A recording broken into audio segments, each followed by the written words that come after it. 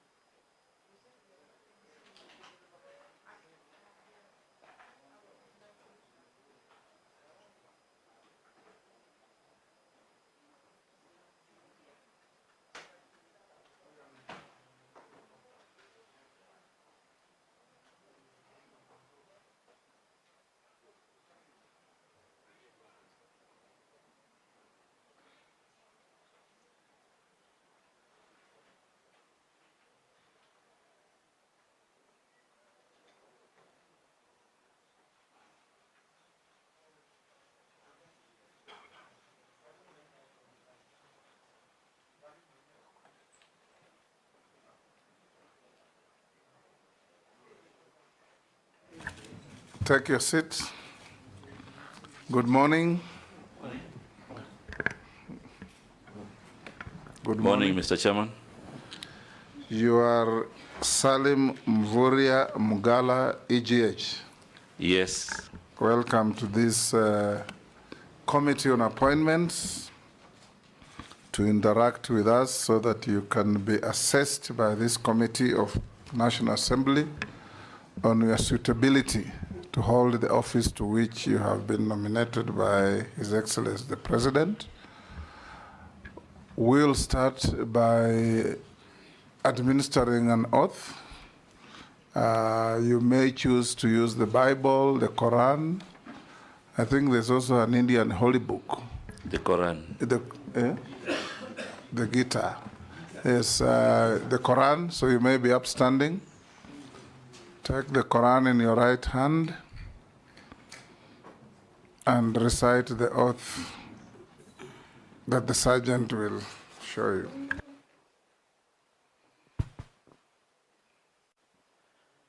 I, SALIM MVURYA, do swear that the evidence I shall give before this committee on the matter under this consideration shall be the truth, the whole truth, and nothing but the truth.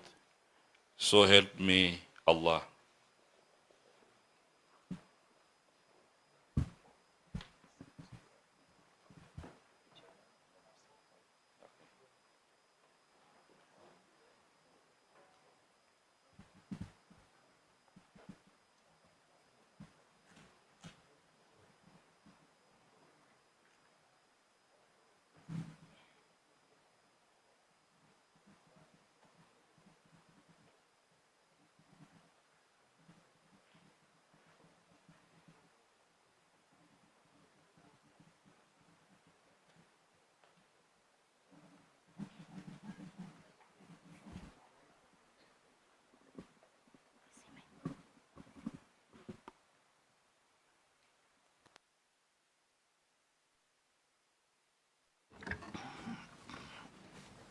The next is if you have your documents, pass them on to the clerk to cross-check with what we have on you.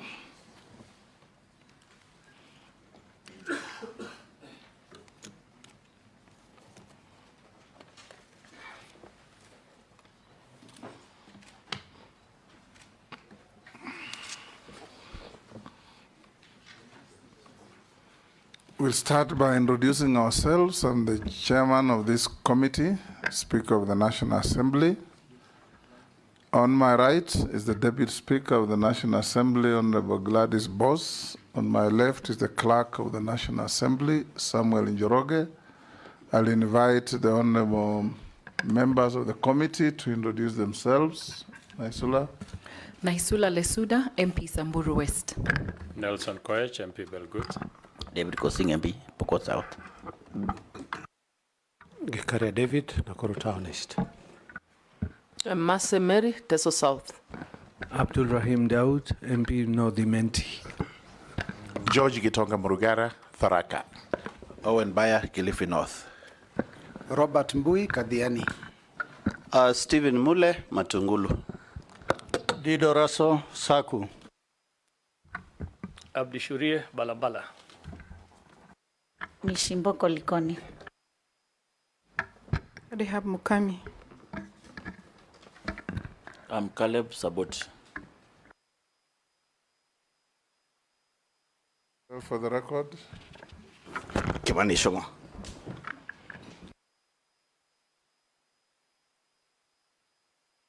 for purpose of these proceedings, you'll be referred by everybody as nominee. So nominee, introduce yourselves by name, educational background, work experience, and your key competences that make you believe you are suitable for the appointment to which you have been proposed in under 5 minutes. Thank you very much, Mr. Speaker and honorable members of this committee. My name is SALIM MVURYA. I have a master's degree.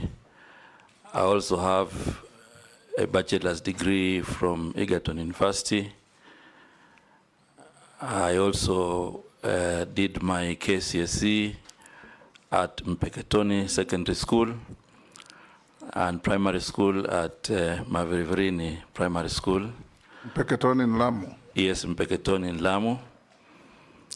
Mr. Speaker, I come to this vetting session also having served as the first governor of Kwale County, and I also worked different positions in international non-government organizations. I also come to this vetting committee as the immediate former cabinet secretary, mining, blue economy, and maritime affairs. I come to this committee, Mr. Speaker, having served the public for over 10 years. Mr. Speaker and members of this committee, I also have leadership, management, and administrative skills that are part of my competencies for this process. I come to this vetting committee also with a formidable track record of performance in different spheres of the public, having transformed the county of Kwale socially, politically, and economically, and also having provided leadership in key reforms in the Ministry of Mining, Blue Economy, and Maritime Affairs. There are quite a number of details, but because of time, I want to present myself before this committee and before Kenyans as a candidate, as a nominee who has the formidable requisite experience to manage the affairs of the Ministry of Investment, Trade, and Industry. Thank you very much, Mr. Chairman. Thank you. I'll invite the Deputy Speaker to ask the first question. Honorable MVURYA, I will ask you questions, one relating to where you're coming from, so we know how well you performed from your previous Ministry of Mining and Blue Economy, and then to the ministry that you're going to. First, I'll start. I would like you to tell us about the key deliverables that can be attributed to your tenure when you were the CS for Blue Economy, Maritime, and so on. You know, taking into account some of the issues that are raised, in 2023, there was unexplained deaths of cage farmers in Lake Victoria. You know, what did you do about that? There was also, when you came into office, there had been a report in 2019, the performance audit report on monitoring of mining operations by the State Department of Mining. And an act of parliament, the Mining Act, had been passed when you came into office.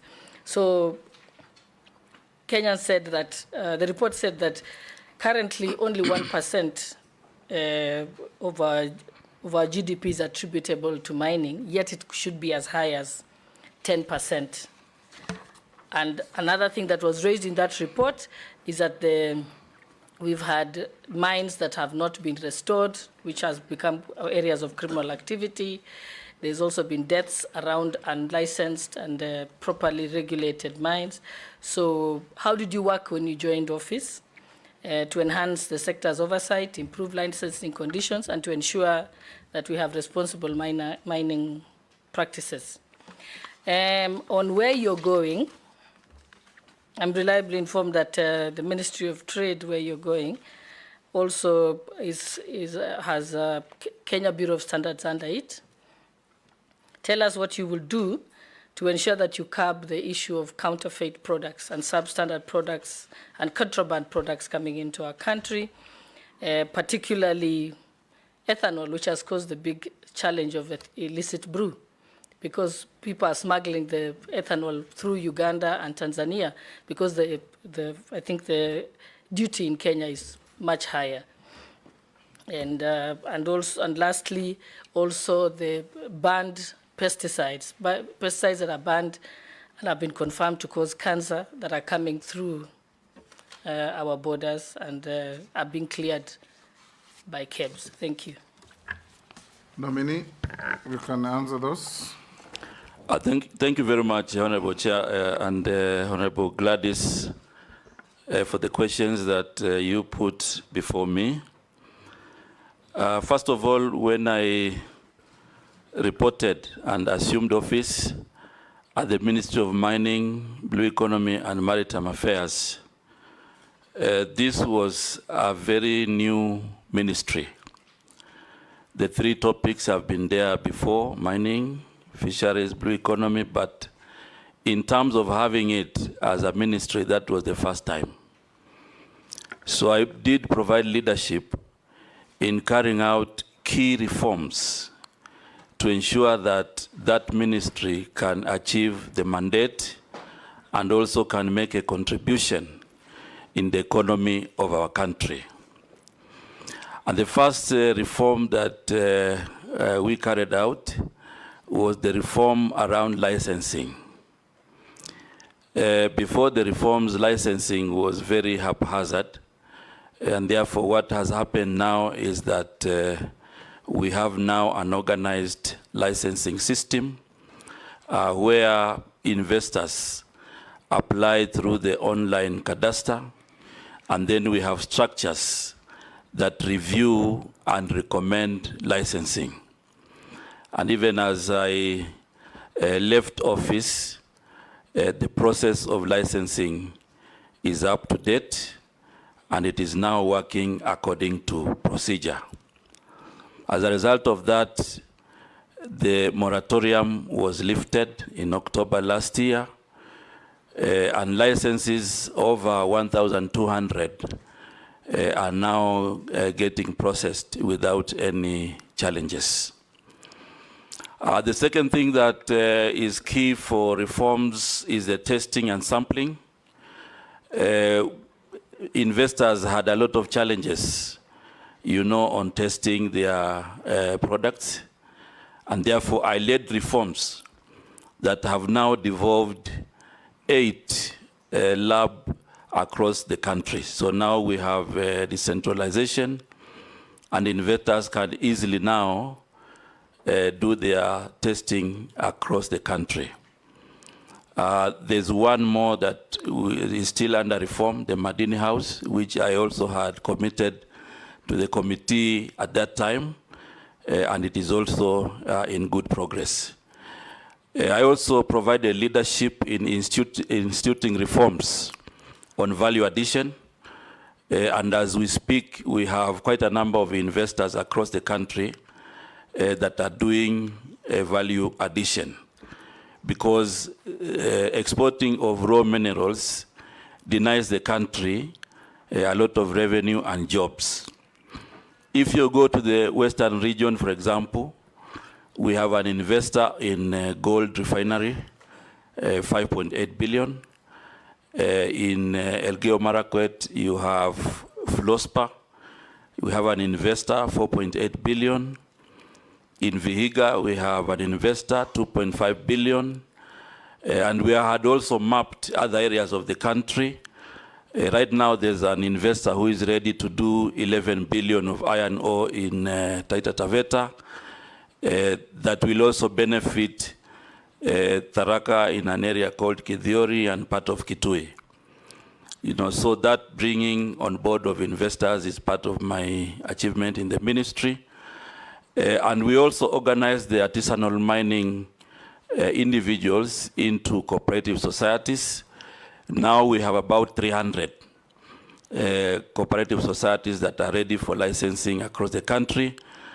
I provided leadership in gazetting 29 artisanal mining committees that will be giving permits on the ground so that people do not have to travel away from where they are.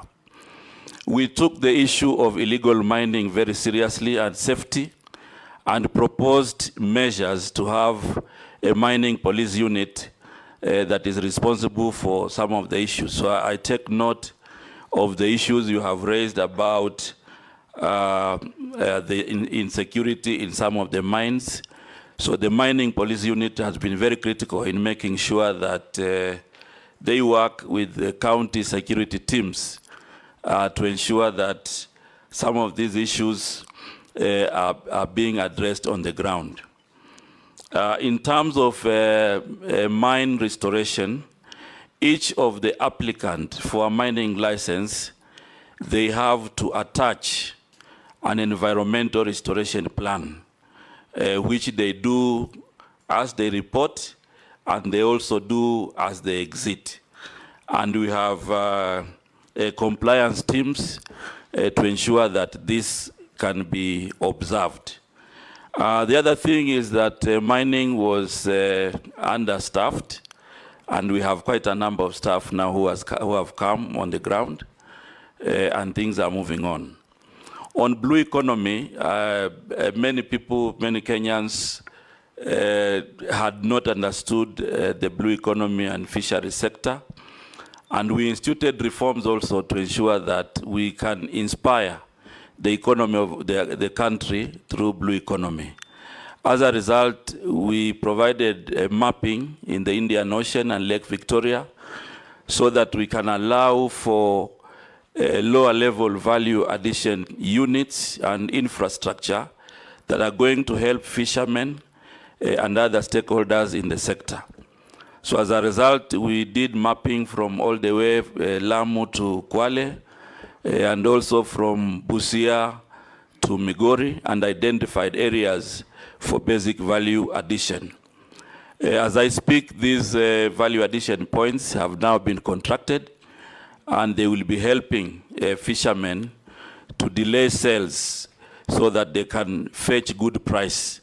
On that note, we also provided leadership in ensuring that we reform the beach management units into cooperative societies. Right now, we have around 240 cooperative societies in the fishery sector that are going to be very useful, to engage with the economy in terms of capacity building, but also in terms of engaging and being linked to financial institutions.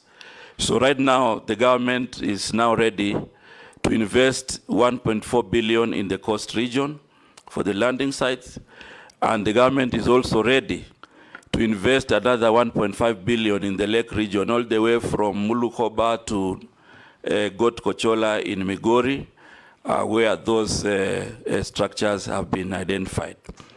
Since independence, this country has not had an industrial vessel. We licensed the first one, which is going to be providing, avenue for industrial fishing, and provide 4 billion every year in terms of income in the Indian Ocean. Our target was to do 3 before the end of the year, but last 2 weeks we gave license to 1 vessel, and more are coming to ensure that we are able to inspire the potential in the blue economy sector. So, Mr. Speaker, this topic is very lucrative, but I also want to add that Kenya is now a highly respected maritime country. because when we went to London last year and the campaign, Kenya was elected category C as a maritime country. And as a result of that profile, I continue to provide leadership to ensure that we are able to upgrade our institutions to fit the new profile. As a result of that, we have a pending draft bill for Bandari Maritime Academy to be a full institution. And part of the upgrade is to construct a survival and training center, which will cost the government of Kenya 2.4 billion, basically to ensure that we enhance our capacity building on maritime affairs. Okay, I think, Honorable MVURYA, I think I'm satisfied now, but I think it confirms what the President said, that you had very poor communication, because you've done great things, but no Kenyan knows about it. I am from the Flospa area. I didn't even know that you have an investor for it. So maybe you can use an opportunity to tell my people in Elgeyo Marakwet what exactly you're doing with Flospa before you go to your next answer. Thank you very much, Honorable Gladys.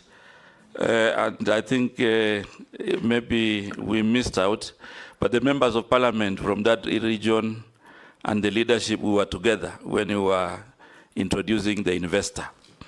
But because of this session, I'm sure now we have created awareness across the board to tell everybody that now we have an investor in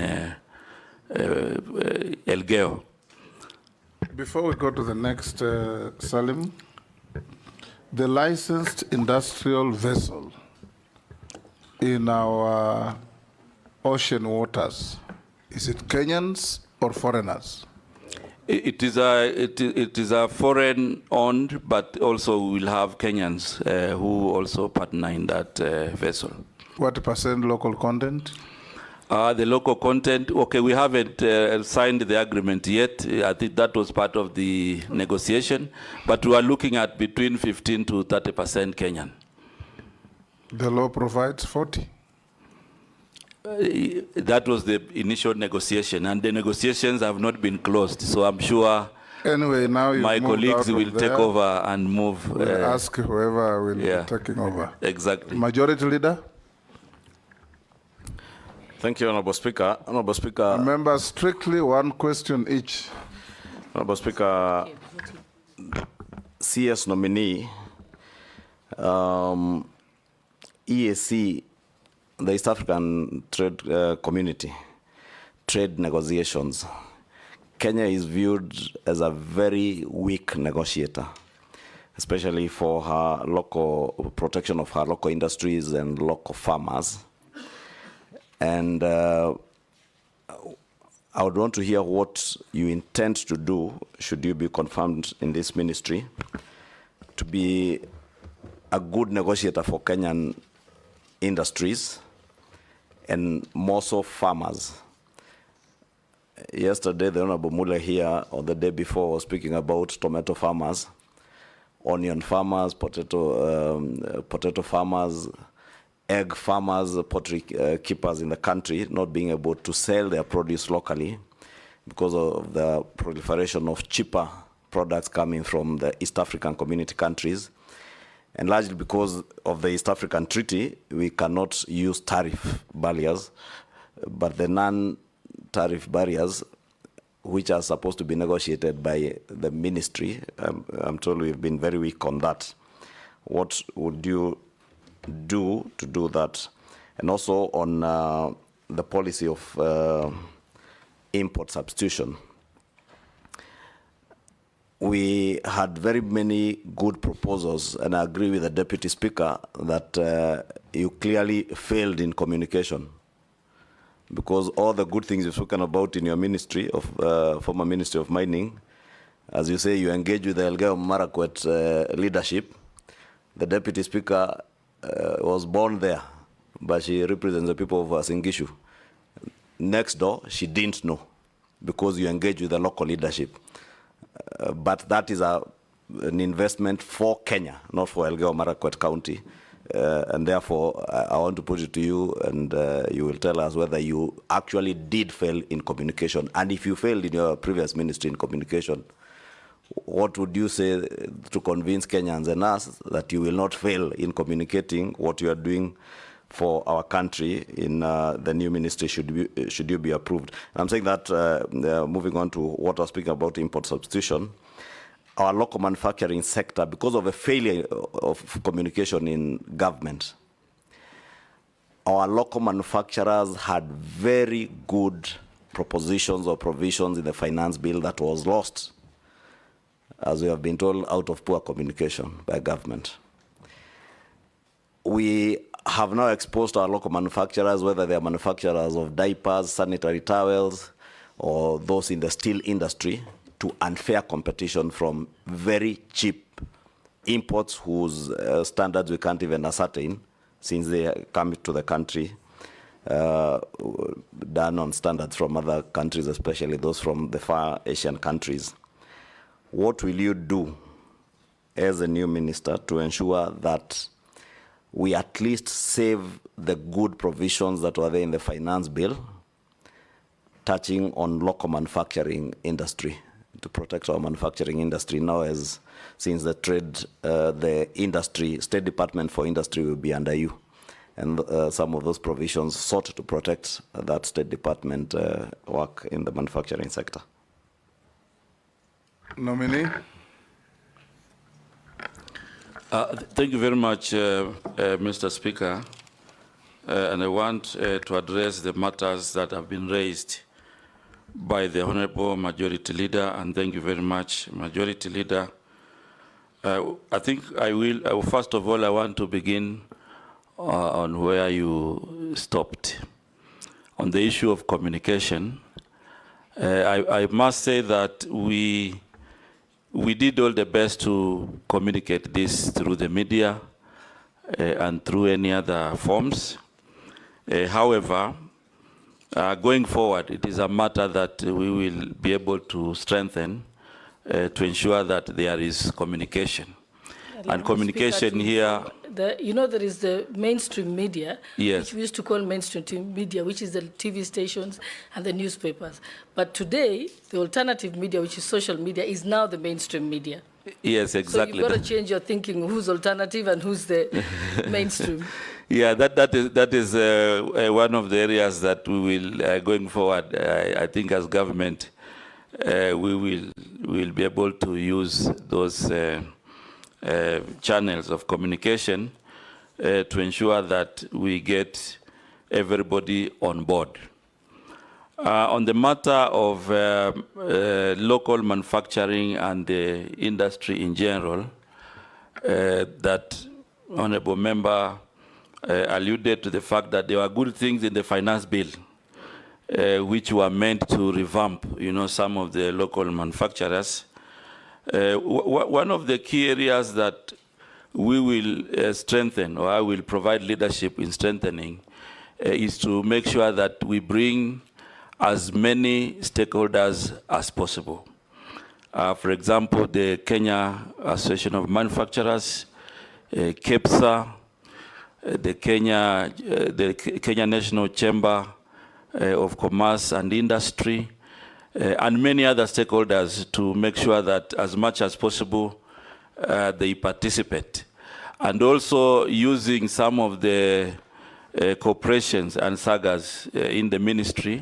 Chair, on a point of order, maybe the nominee did not get my question right, because those are the processes you are describing. Yeah. I was asking, should you get nominated? Yes. And you find, for instance, the provision to levy excise duty on sanitary pads that are fully finished products from, for instance, China, was in an endeavor to actualize the import substitution policy, yeah, to support local manufacturers.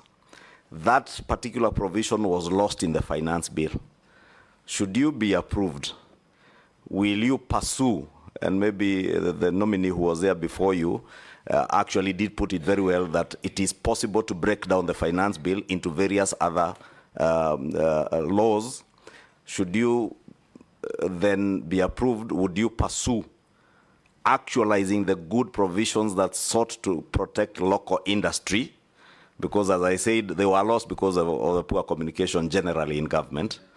So my direct question is, are you going to pursue the import substitution policy and protection of local industry, should you be approved, and bring legislative proposals to Parliament to actualize that which was lost? Oh, yes. Nominee.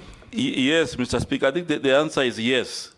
Because you see, if we had very good proposals that inspire the economy and they were lost, what I'm committing to this committee is that we will, and I will provide leadership in the ministry to pursue them. Because if we are to inspire the local manufacturing, then as government we need to have a deliberate policy to ensure that either we impose levies or we reduce levies to ensure that these manufacturing industries can survive. So the answer is yes. I will be providing leadership in pursuing these good things.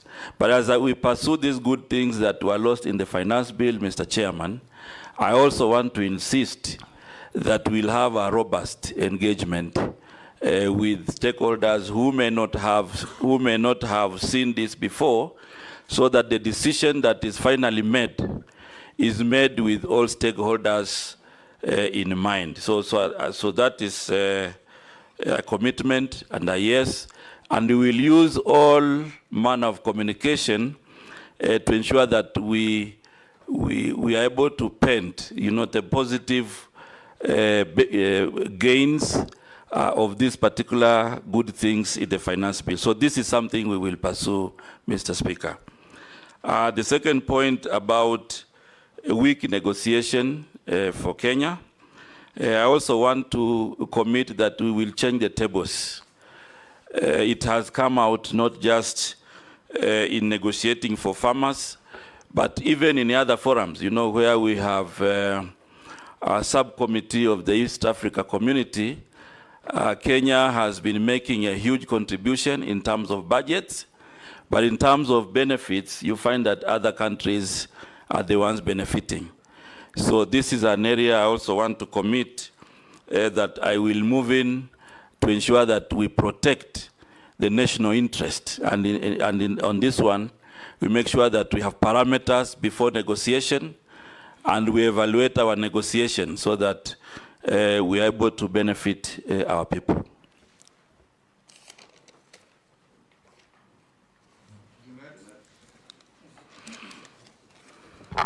Thank you, Chairman, Mr. Speaker. Mr. Speaker, I have one question for the nominee, and it's in relation to the docket that is going now. Even though I come from an area where his previous docket was important to them. But now that we've been told to ask only one question, let me go to the future. The past, the one who's coming is what I will ask, whom I will ask. So, Mr. Nominee, let's go to manufacturing. And you know very well that manufacturing industry employs many people, contributes a lot to the economy of this country, and that's where economies that have developed emphasize their efforts on long time ago.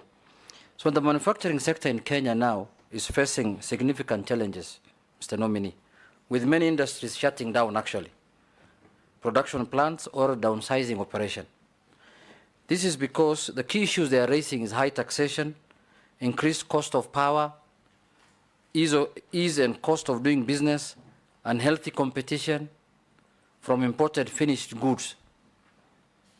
And then neighboring countries are seemingly looking more attractive to them because of those issues. Some of those who have relocated business to these jurisdictions, if approved as a Minister for Trade and Industry, what are you going to do to reverse this sorry state of affairs, Mr. Nominee? An additional question to that. It's almost a similar.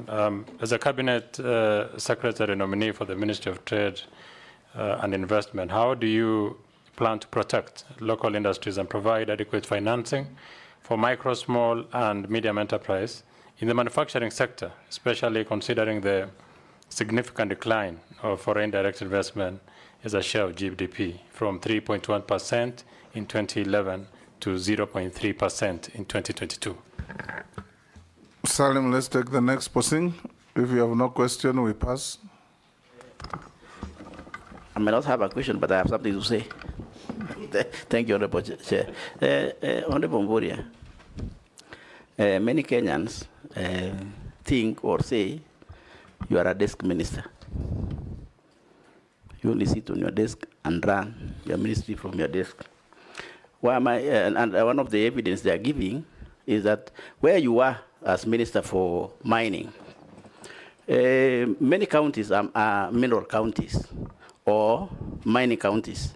And for example, West Pokot County is seriously a mineral county. If you have somebody in West Pokot who is MVURYA, or is Honorable MVURYA, they will be thinking you are actually a governor of Kwale. Nobody will remember these 2 years that you have been a minister, Honorable MVURYA, in all honesty and truth, nobody. So now you are going to a ministry which is also very important, which is industries. And all counties are going, the bottom up, they are going to be maybe industrial centers. Are you going to run your ministry from the desk where you are in minerals? Thank you, Speaker. Short questions. Thank you very much, Mr. Speaker. Quickly. I want to confirm that I'm not a desk minister.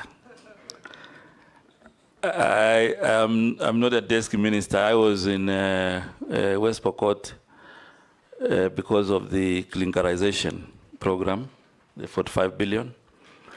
I was in Kithiori with Mheshimiwa here, confirmed. And many other places across the country, including Kadhonzweni in Makueni, Mulukoba in Busia, and many others. So maybe I may not have come to your constituency. I was also in Kamket and Katikit, Kambia, Samakis, and I can give examples, you know, many of them, but I think we need to also acknowledge that our country is very big. And you cannot be there at the right time.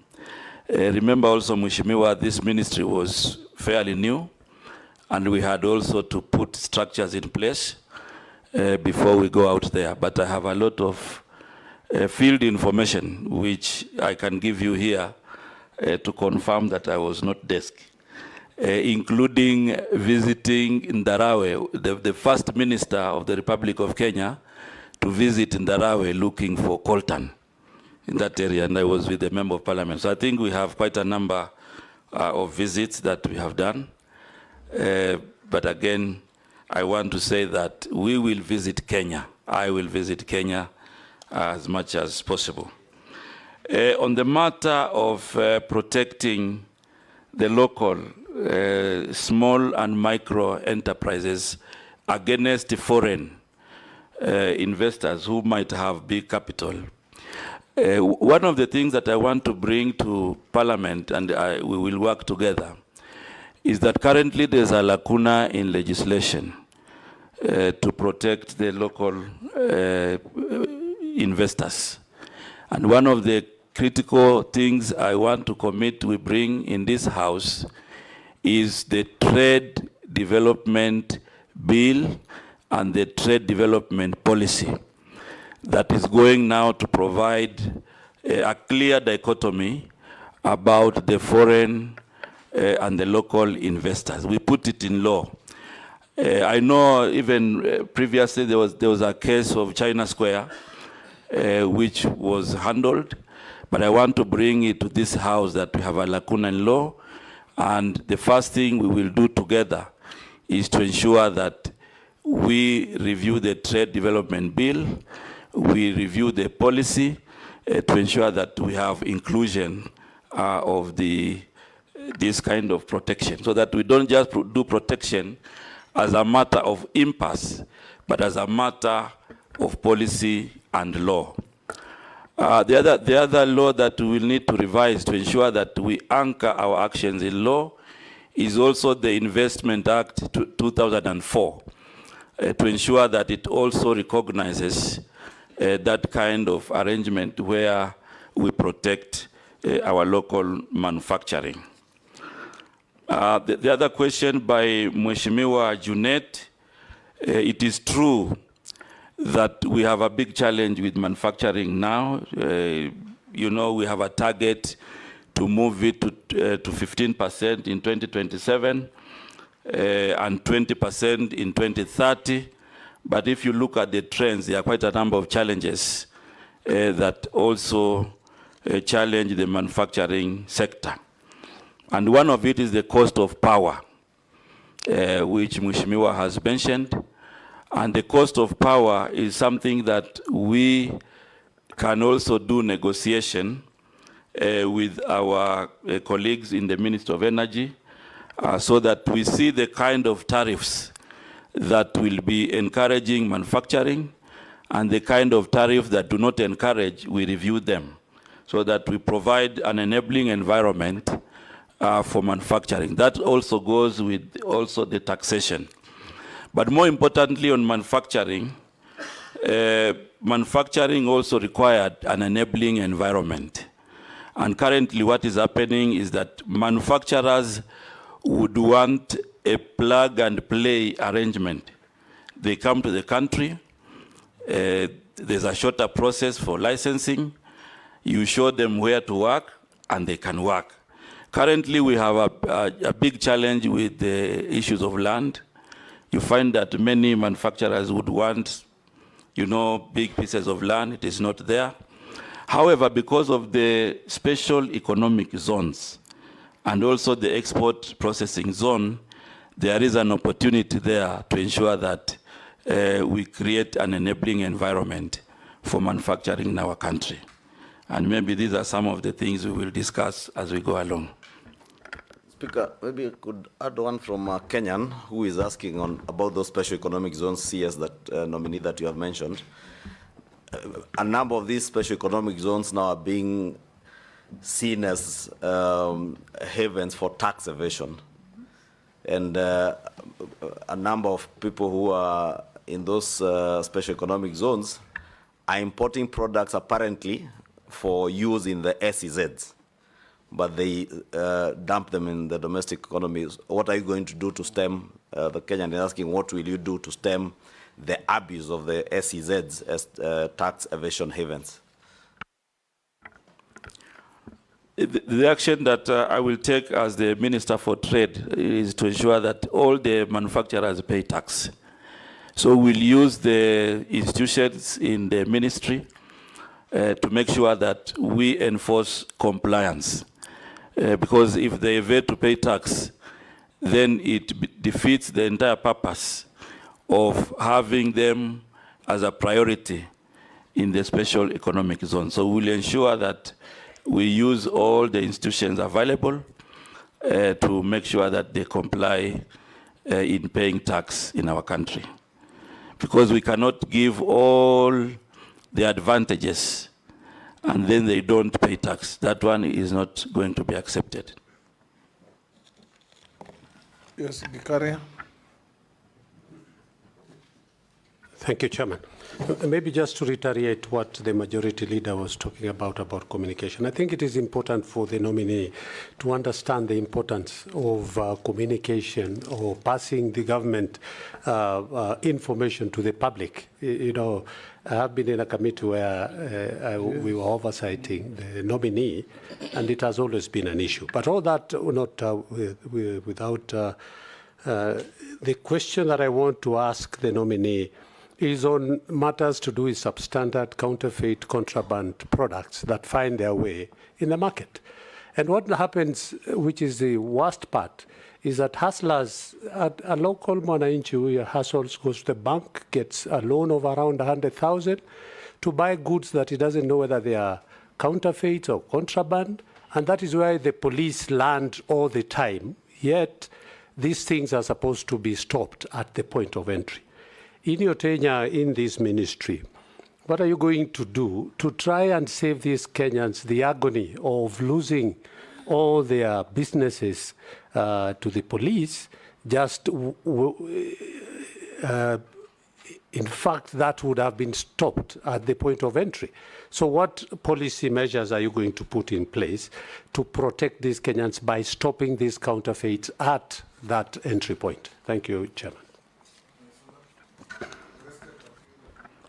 Thank you, Chairman. Very quickly, I think it would be important if this committee finds you suitable to hold that position and you're passed or approved by the National Assembly, to have a candid conversation and a sit down with the manufacturers.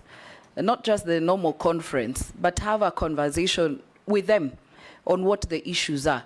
Because we've left it to ourselves to decide it is the taxes, others think it is electricity, other things.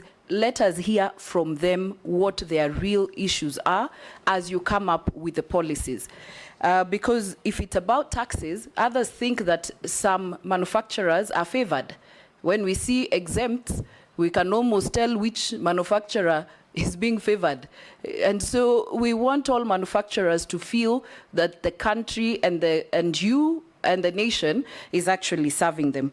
But quickly to my question, direct question, what measures will you take to harness the entrepreneurial skills of our young people who have a strong focus on digital technology? We keep telling our graduates they are no longer, we don't have enough formal jobs, they should get into entrepreneurship, businesses, but what are we doing, or what will you do to see to it that we harness it and not just telling them there are no white-collar jobs?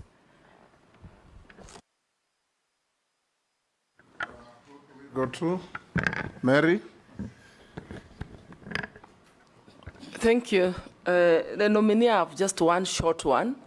Short question. Yes, short question, one. To appease the previous one. Yes. I want to confirm that even Tesos South Alupe area was visited, if not by you, by your counterpart in migration department, migration. There was some mining activity. This relates to your former ministry. There was some mining activity right at the border, at Alupe area, at the neighboring countryside. Even the soil from the mining site has actually blocked the stream that is separating us and the neighboring country. The concerns of the community there are safety of the people. The houses are cracking, a lot of health issues, too much dust. And also fears regarding to the extent of the mining activity towards the Kenyan side. So my question is if you could give a comment to allay the fears of the community as to what has happened, whether they are safe, whether our minerals underground are safe. I think I leave it there. Thank you.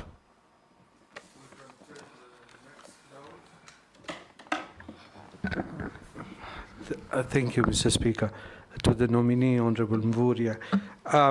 How are you going to, everybody is talking about industries and the big people. How are you going to talk about assisting the small person who is on the street in terms of regulations, in terms of markets for them, small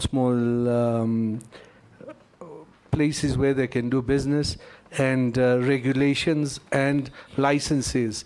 Because you see, the licensing, I know it is in the county governments, but how are you going to look for them for the markets, export of produce, and the MTF, I think, third term, medium term, was done into up to 2022. Are you looking at doing the medium term 4 while you are in, if you are chosen for this ministry? Nominee, you can answer those from Mokikarian, Isola, Mary, and Dawood. The short questions. Yeah, thank you very much, Mr. Speaker, Honorable Rahim. First of all, most of the trade issues around small and medium enterprises are devolved. And therefore, the action that I will do in the ministry is first of all to ensure that we develop cordial relations with the county government. Right now, there are 37 county aggregation and industrial parks, and these are meant to provide an avenue for small level traders to have a place where they can aggregate, to have a place where they can have the first line of value addition. So this particular model that we are working with the county governments is meant to inspire the local economy. So we will be able to work together to ensure that these KIPes then become practical, formidable places for value addition, for businesses, and to inspire private investment. And not just the KIPes, we also have a cluster, of aggregation centers that will also be very useful to aggregate their products and they can prepare for the market. What we will also do at the national level is to support the county governments with the quality checks. So we'll be utilizing our institutions of quality checks that will work with the county governments to make sure that if it is tomatoes that are being aggregated, then we look at the issue of quality. The other issue that Honorable Mary has raised about mining in Alupe, I want to confirm that we have mining activities in our neighboring countries in Uganda, mining of gold in that region. And the investor from across the border has been mining underground, entering into Kenya. And these are issues that we took up with our colleagues in Interior, and the Interior, and together with the Minister of Mining, closed the mine, and it is monitoring those activities. We also scaled up this as a border issue that is also going to attract discussions between Kenya and Uganda to ensure that we don't infringe each other's space. The other issue that Mheshimiwa Naisula has raised about harnessing digital technology, especially for young people. The plan is basically to do incubation and mentorship of ideas. So I intend to provide leadership for Kirdi to mentor and to do business incubation for young people. In addition to that, we'll be able to develop an industrialization fund, which is going to help young entrepreneurs to be able now to advance their business ideas.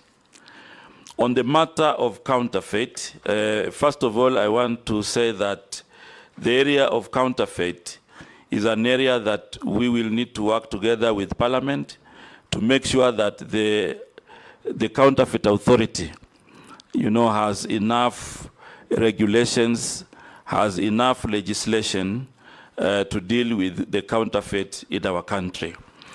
In addition to that, we will introduce a counterfeit integrated management system that is going to be introducing efficiency in identifying counterfeit and counterband goods.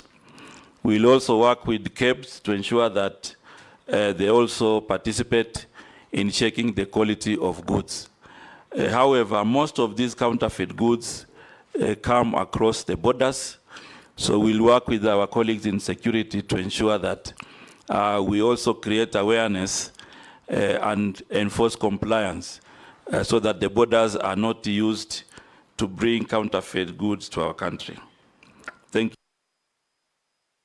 Yes, George, yes. Honorable George Murugara. Thank you. Thank you very much, Mr. Speaker. Nominee, I think you had started well in the Ministry of Mining. And I confirm because we went with you to Tharaka Nithi, and while there you mentioned Kitui and West Pokot and other counties. And you mentioned that investors are actually coming to invest in the mining sector in the country. I hope you've not lost the address book, because now it does appear that they may have to pass through you as they come to invest. I'll make you to EPZ. The EPZs are created purely to ensure that we exploit our local raw materials for purposes of export. But we are aware that the raw materials that are used in most of these EPZ industries are actually imported. They are brought into the country, they process them, and they then export. And we are told part of that is simple, the simple genes worn by our youngsters in the country. Can you kindly confirm how you would work with especially the Ministry of Agriculture, to ensure that those crops that are supposed to spur investment in the country, like cotton, sunflower, canola, and others, are revived, and we are able to start producing raw materials which would go into EPZ, as a result of which we would be able to export our own produce. Owen? Thank you, Mr. Speaker. Mr. Speaker, I would like to just ask one question. You know, when I joined university to do masters, there was this professor who must have been doing some work on AGOA, the African Growth and Opportunities Act. And he made me believe, every lecture he would just talk about AGOA. And he made me believe that this was a panacea to industrialization, to manufacturing, and to economic growth and the GDP of this country. If you look at the AGOA, the way it is established, it has actually, for a large extent, provided jobs for young people and all that. But this act is actually coming to an end in 2025. 2025, that's when AGOA expires. I have fear myself about it because I know the process and what AGOA is and the negotiations. How are you going to ensure that this AGOA treaty, especially for Kenya, is extended so that we can continue to benefit from it, and that the people who have invested heavily in manufacturing, in the industries that are supported by AGOA, do not lose their investments, and the young people do not lose their jobs, and the country does not lose on the revenue from AGOA. In short, what are your plans about AGOA, its expiration, and going forward? Thank you. Yeah, thank you, Mr. Speaker. Nominee SALIM MVURYA. Historically, Kenya was a preferred destination for foreign direct investments. In fact, major multinationals are operating in Kenya and their distribution and manufacturing networks. But however, you have seen that they have left this country in droves as a result of punitive erratic tax regime. Sometimes it's cheaper to produce elsewhere and just send to Kenya and then distribute from here. Corruption by state officers, and this is in immigration, in customs, in standards, in physical planning, in environment, even sometimes at the county, like a case in point is a Tatu City in Kiambu. And then also the issue of poor infrastructure and energy and transport. What do you want to do so that you can return Kenya to its lost glory and have those multinationals come back, because then we'll be able to boost the issue of employment of our youth. And there's a question that had been sent to the committee, though it wasn't submitted, not in the form of an affidavit as required, but it was a question that I think you need to also answer because an issue of integrity. These people are saying that there have been allegations, accusations, and criticism leveled against you on the matters of corruption with respect to misappropriation of county funds when you served as a governor. There is no details. They are just asking, what is your view on these allegations, and how will you build public trust and demonstrate that you are capable of dealing with stopping graft in that ministry? Thank you, Chairman. Chair, can I give? Yes, Mole. Thank you, Chair. The nominee, Honorable MVURYA. As you are aware, that Kenya has invested a lot of funds and resources at Konza City for the last almost 10 years. And as a nominee for investment, trade, and industry, to help the government and the young generation to create jobs, what are your views? What is your vision for Konza City to be realized as quickly as possible to create the most needed jobs for the young generation in this country? That's short one. Salim, we can take Razo. Thank you very much, Honorable Speaker. Because of time, I'll ask two questions. Honorable MVURYA, you were governor in Kwale, and then you were a cabinet secretary. For those of us in parliament, I think a lot of us, we feel that you governors who came to the central government still believe you are managers in counties as opposed to workers in the executive. Maybe I want you to really comment on that. My first question is on, because of time, Mr. Speaker. Okay, proceed. Okay. It is on the blue economy and mining. It is estimated that this is $1 billion industry, if properly looked at, or a lot of effort is put into it in mining, in the blue economy of fishing. But at the moment, we are only able to raise even less than 1% of the GDP.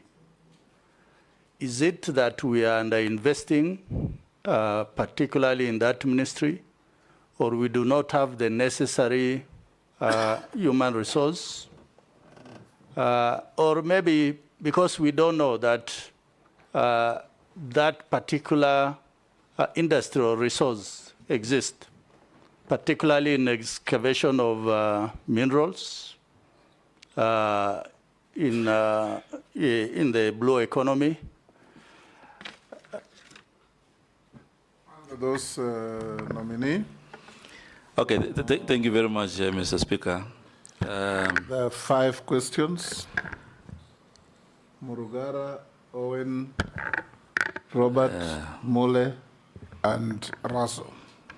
Thank you very much, Mr. Speaker. I want to begin with the 2 questions that have been posed by Honorable Raso. It is true I served as governor for 10 years in Kwale County and transited to BCS. So I want to confirm that I don't think I'm in the county.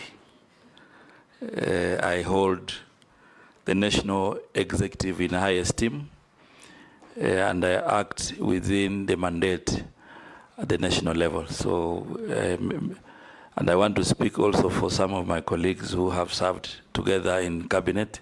Speak for yourself. Because he said, you governors. You know, I want to confirm that that transition has happened, and it is now a national responsibility. In any case, it was a comment. It was not a question. Oh, I thought it was a questions. It was a question. Yes. The other thing about now the multi-billion sector in mining and blue economy, it is true it is a multi-billion sector. However, it is not a sector you go in and you get the multi-billion. You have to invest. And the first investment, for example, in mining is you have to invest in data. If you expect to reap revenues, then you need, first of all, to invest in data. And that is why it is critical to mention to this House that exploration going forward, government should invest a lot in exploration. So that when you now have discovered coltan, the government is the one saying we have coltan, it has this economic value. Then now you move to investment. But when you have minerals as part of occurrences, you cannot reap the billions. And I give you an example, Mheshimiwa. The little actions that we took in the ministry to just reform licensing and the basic data. Right now, the investments in mining this year will be 221 billion. The investments I mentioned earlier, there's one in Kajiado, clinkerization, 60 billion. So if you combine, you get 221. But it is a sector you have to invest first. Invest in licensing, invest in mapping, because you don't expect an investor to come and do prospecting. Then the government is the one reaping the billions. You need to put some money for that. On a point of order, Speaker. Secondly, on a point of order, Speaker, just Yes. on that point. Yeah. Because, Honorable Speaker, some of us have been here for some time, and I believe that's why probably Honorable Raso is asking that question, because data is available. CS. We spent not less than, if I remember, not less than 9 or 11 billion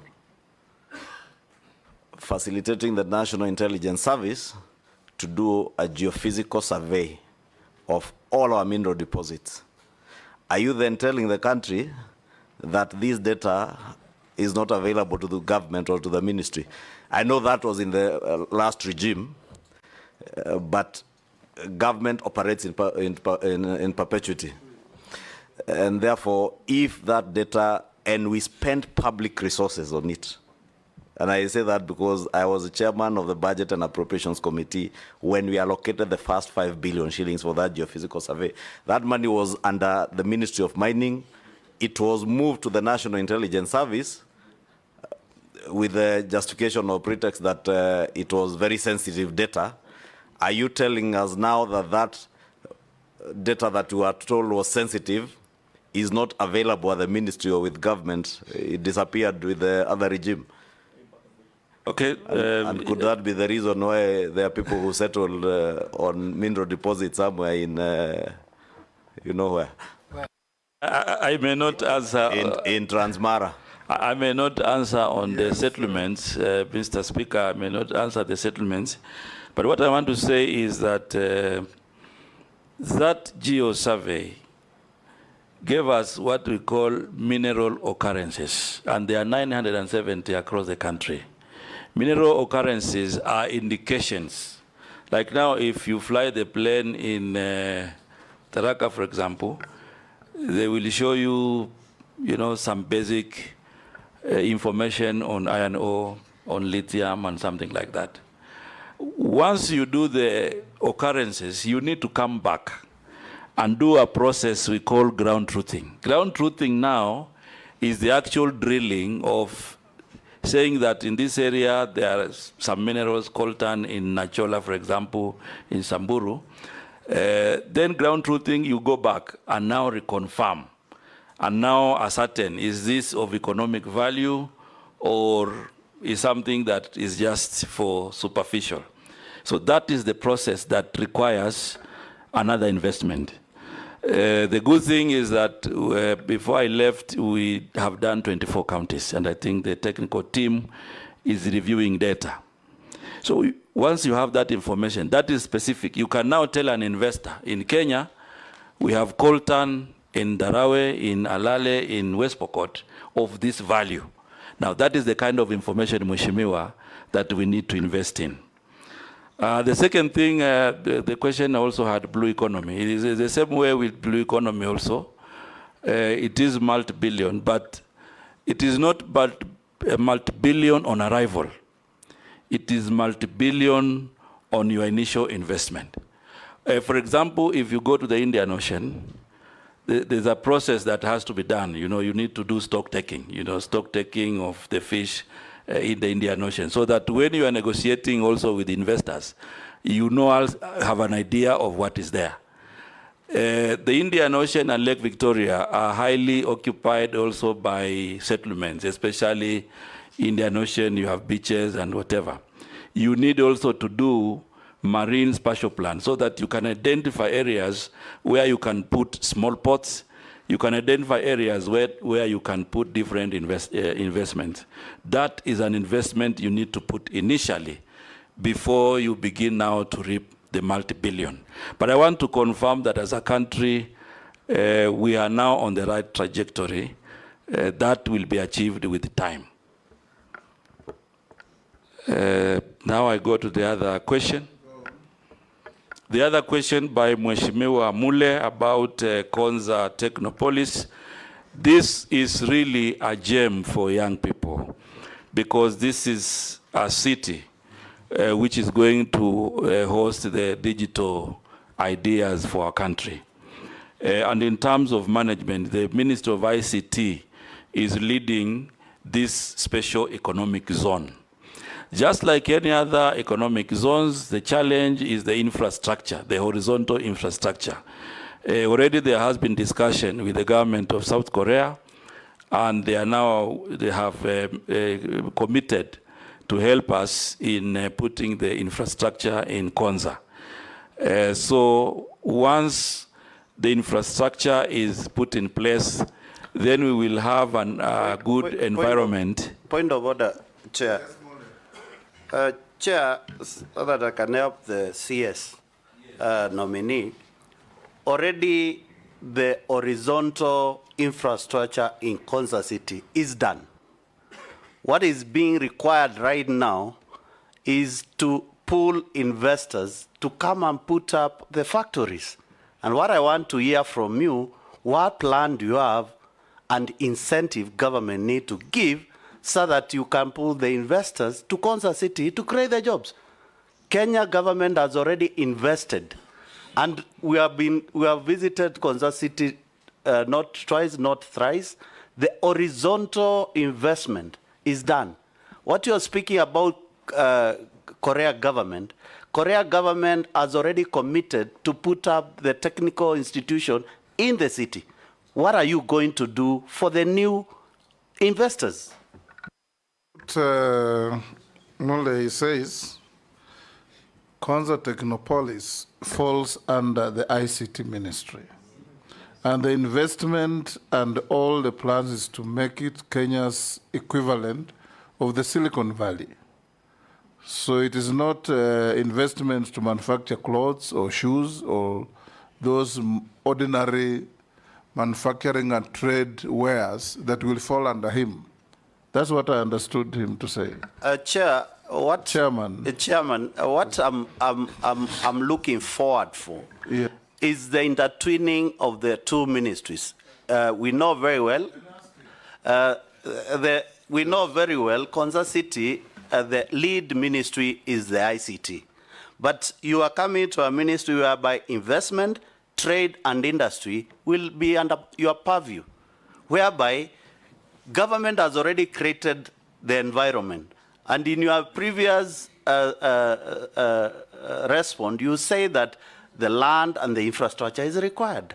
Already there is already infrastructure done by Kenya government. It's you to intertwine with the industry, ICT ministry, to bring us the investors and to create the trade and the industries within the Konza City to create jobs. The Speaker, I thought Konza City is a parastatal on its own, under the Ministry of ICT. Yeah. If I got it wrong, yes. I got it right. It is. Yeah. And parastatals are semi-autonomous things that... That's what I tried to tell the Honorable Mule, but he's asked the question. Let's see if MVURYA has the answer. Yeah, Mr. Speaker, I think there's no contradiction between me and the Honorable Member. Yes. When the Ministry of ICT is taking leadership, yes, we will work together to ensure that we support them and we create the necessary synergies within government to advertise Konza City, to provide support through KenInvest and other institutions in my ministry, to ensure that then it becomes a viable project. So there's no contradiction. Okay. We will work together. Okay. Have you answered all? Robert Mbuis? I haven't gone, I'm now going to his question actually. So I started from the recent. Now I'm coming up until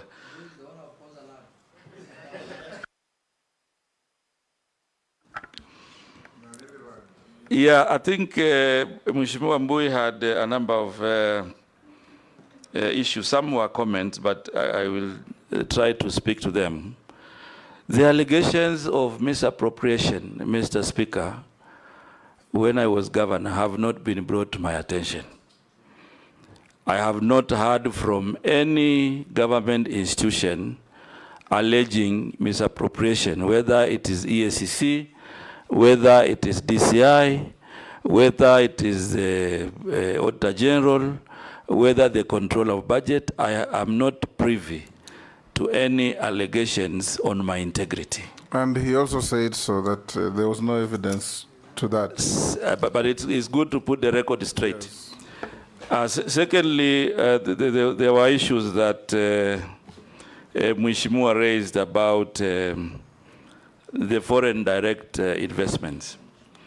And part of what we will be focusing on, the special economic zones, the EPZ, is basically to inspire the foreign direct investment.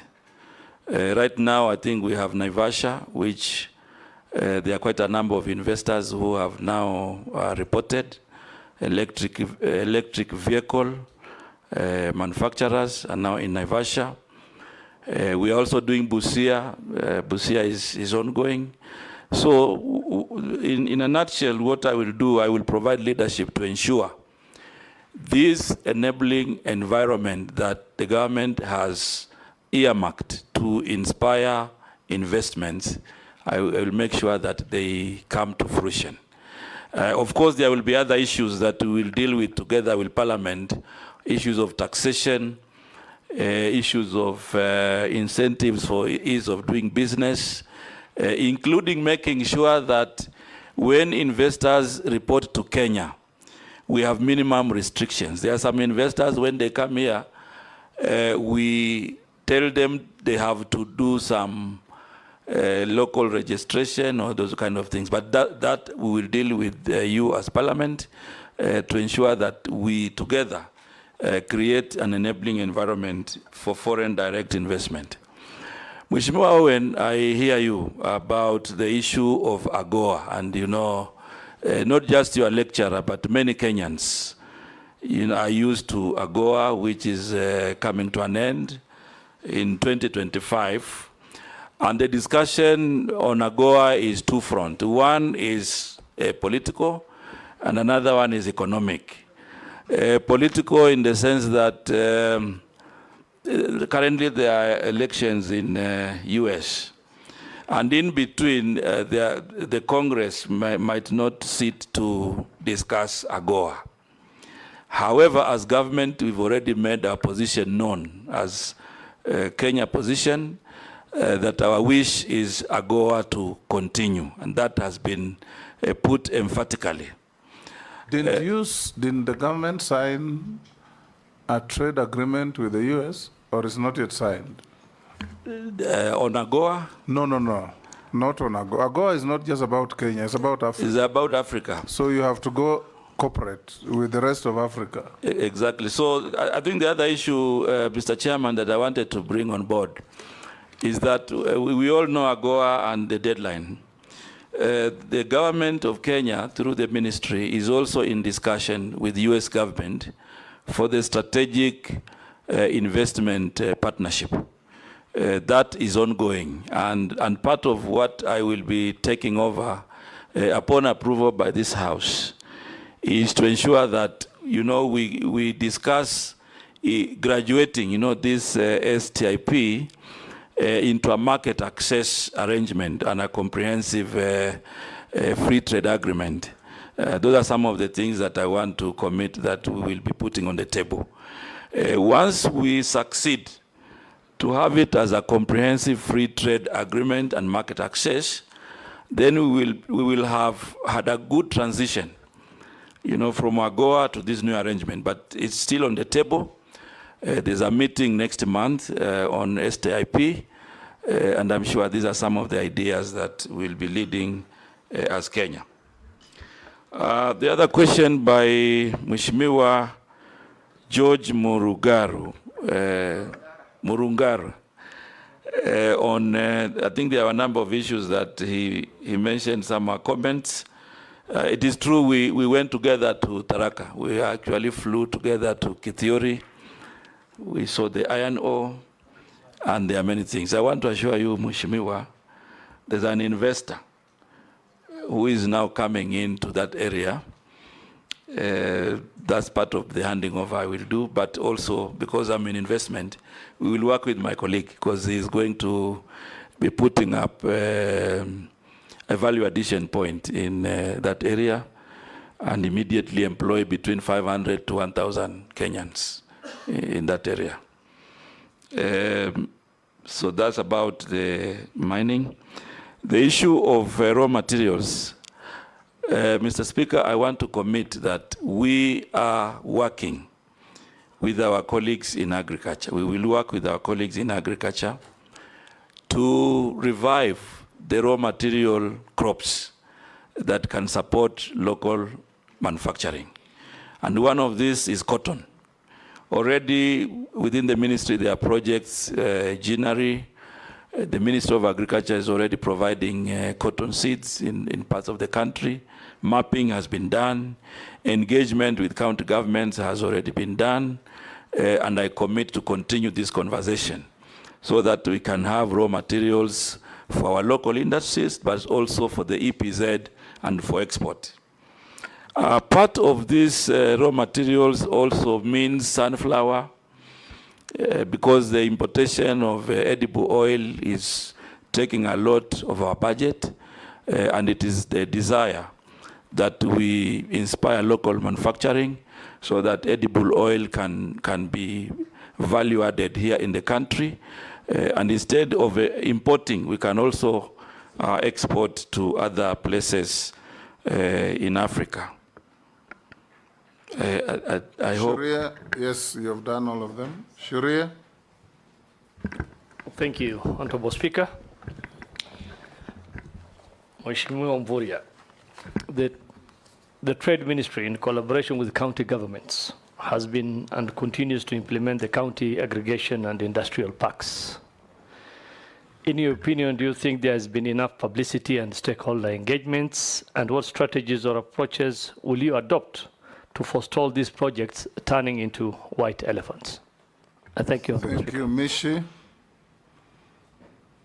Thank you, Chairman.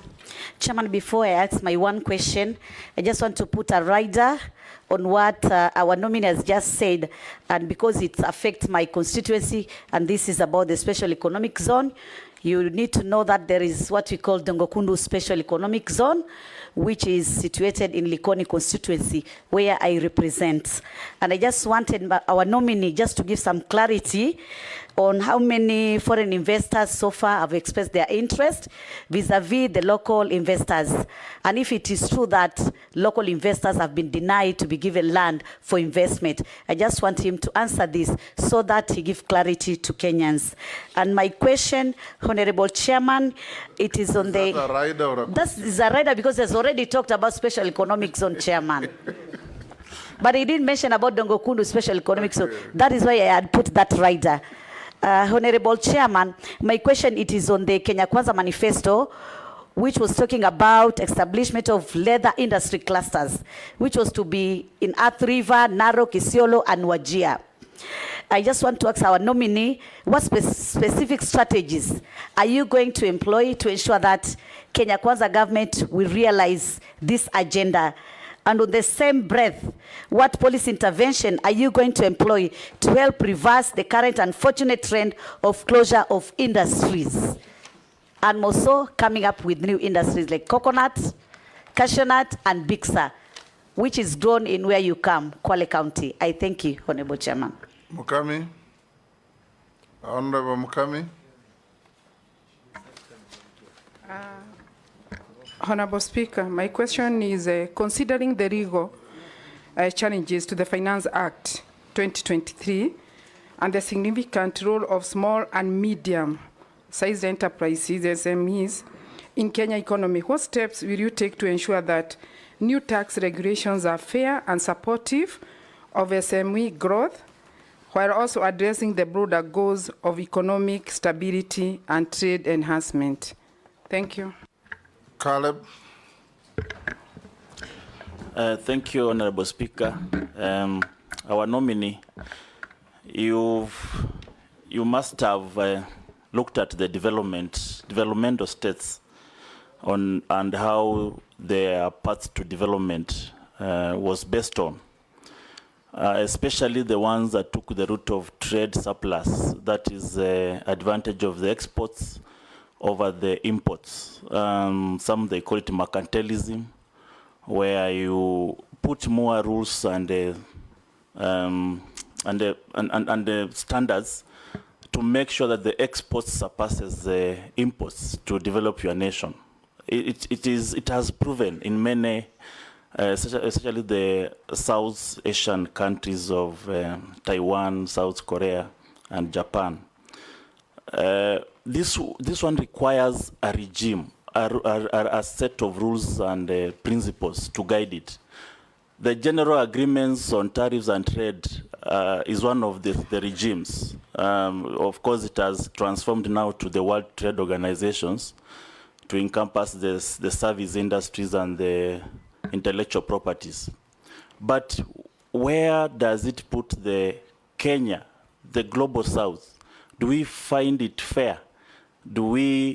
Are we guided by fair regimes at the World Trade Organizations that enable us to have this mercantilism advantage to us, the trade surplus, as a factor of development? You, as a new coming minister, if you are approved, which regimes and how will you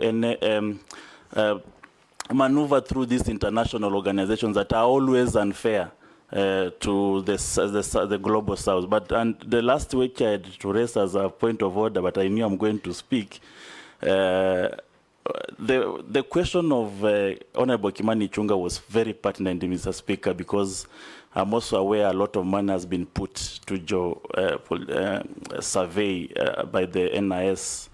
But most importantly, Speaker, is that most of the nominees we vet here, they have a lot of promise on what they are going to do.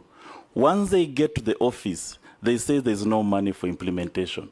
But we need them to tell us, is there even a paper you wrote requesting for funding that if this one is provided for, then this one will be actioned upon? Nominee. Thank you very much, Mr. Speaker and members. I want to begin from Mheshimiwa Caleb.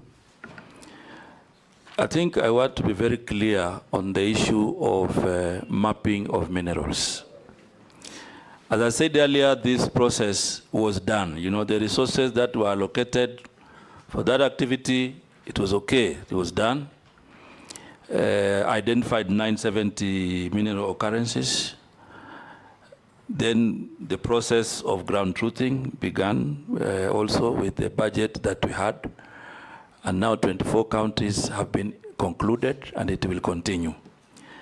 I want to be understood that on matters mining and all other areas that have been put before, these are areas that you need to do initial investment before you reap the benefits. I think that is the... I've said that 3 times. I have said it 3 times, but now Mheshimiwa brought it back. That's why I'm saying it again. May allow me to save time. So it is not an issue of... The question was just clear. If there is any evidence of you requesting maybe the Treasury that if we have this funding towards this project, then you're able to discover our minerals. Just that. Mr. Speaker, I didn't complain. I was giving you the concept of investing and reaping. However, all that I committed in the first vetting, I was able to do. So on that one, I can pen off on that one. The other issue about World Trade Organization and engagement with Kenya government. The World Trade Organization, in my understanding, is an organization which gives broad policy framework for countries. However, when now you want to do specifics, you do negotiations specific to the area that you would like to have advantage. And therefore, I want to confirm that upon approved by this House, I will engage World Trade Organizations at the global framework level and also provide leadership on now specific negotiations. For example, if you are doing negotiations with a certain region, then that is a specific discussion. However, the general framework has to be within the World Trade Organization framework. So the World Trade Organization may not necessarily be a hindrance, but when it comes now to the specific discussions, that is where negotiators and governments have to be very careful to ensure that their national interest is upheld. And on the matters of tariffs and many others, I want to give an example. You know, last year, just one statement imposing levy on clinker has been able to bring a lot of investments in clinkerization in our country. So the tariffs are being employed by government selectively and deliberately to address a particular policy implication. And I'm sure these matters of tariffs and taxes, the ministry will not just conclude. The House of Parliament will be very critical in having discussions on the kind of levies and tariffs that will apply for certain agreements, for certain products, and for certain negotiations. So I think I want to commit, Mr. Speaker, that the ministry, upon approval, will not make these decisions in isolation. We have National Treasury, we have the National Assembly, and the matters of tariffs will be for all of us.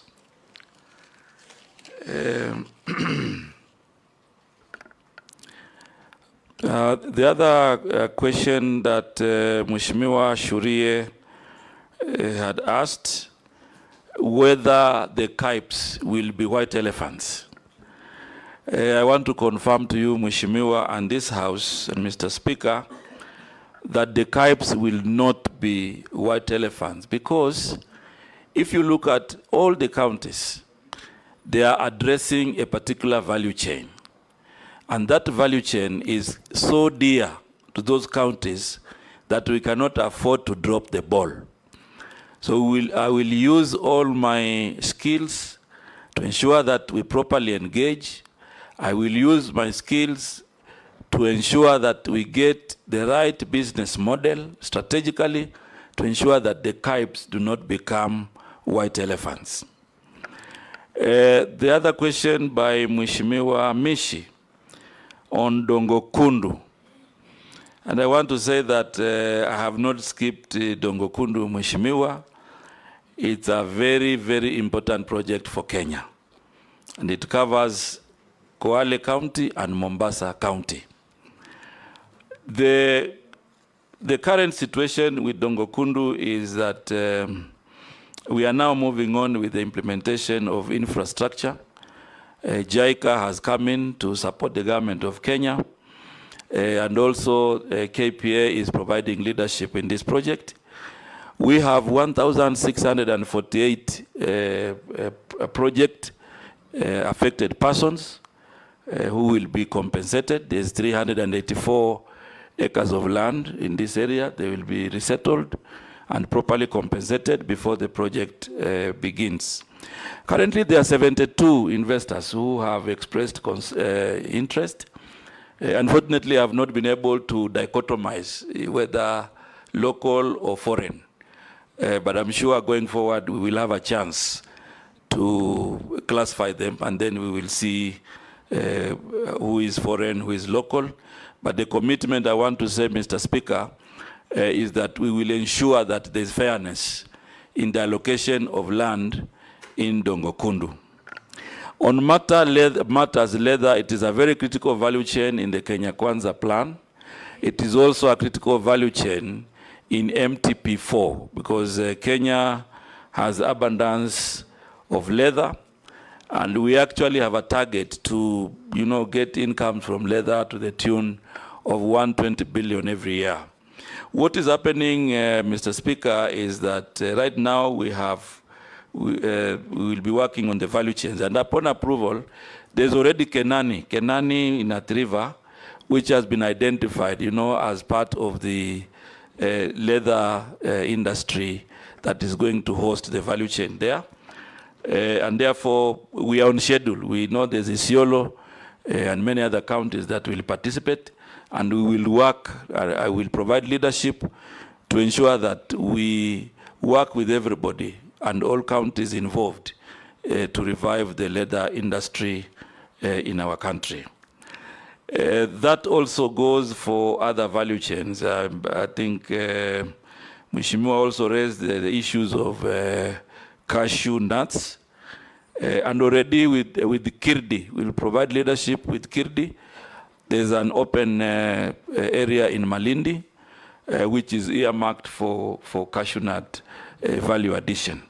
So we'll be working with government agencies and also the private sector to ensure that we get value addition investments in these crops. And part of what we're already doing is that on coconut, we have an investor, Kentest, where they are also doing value addition for the products within coconut. So this is a trajectory that I commit to continue to ensure that we capture all the value chains that are going to be useful to the economy of our country. Mheshimiwa Mukami, on the issues of finance bill, I think both the 2023 and the 2024, it's not all lost. There are good things there, and I commit to keep the good things, to engage widely, to ensure that those that will be supporting the micro and small enterprises are also brought forward to support Kenyans.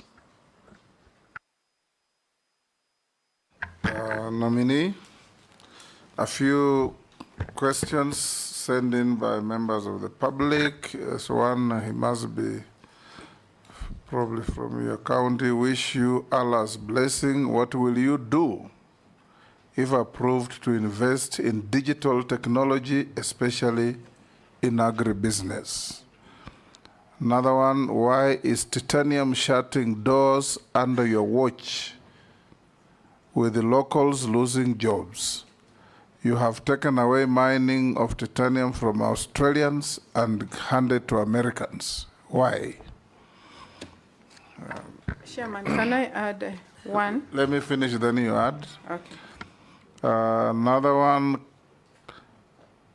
what specific trade and investment policy proposals would you suggest to create jobs and unlock new economic opportunities for ordinary Kenyans, particularly the youth? Kenya has, the next one, Kenya has a vibrant startup ecosystem, but many young entrepreneurs face challenges in accessing funding and support. How will you foster a more supportive environment for startups? And what measures will you introduce to attract investment in tech and innovation? Next, with the rising cost of living, affordability is a major concern for many households. What measures would you recommend to reduce the prices of essential goods and services? And how will you make it easier for local businesses to provide affordable products to the public? The next, small businesses are the backbone of our economy, yet they often struggle with challenges like access to finance and markets. What specific strategies would you propose to support small and medium-sized enterprises, SMEs, and make it easier for them to thrive? The next, with the rapid growth of the digital economy, many Kenyans are looking for ways to leverage technology for businesses and personal growth. What proposals would you recommend to support digital entrepreneurs and ensure that all Kenyans have access to the benefits of e-commerce and digital trade? The last is Kenyans are proud of locally made products and want to see more made in Kenya goods in the market. What initiatives will you pursue to support local manufacturing and encourage the production of high-quality Kenyan products? Those are some of the questions from wananchi who are watching these proceedings that have sent us to ask you. Honorable Speaker, can I ask mine? Yes, yours or Kenyans? Kenyan. Yes. We wanted to train on beans, githeri, dengu, lentils, and bazi.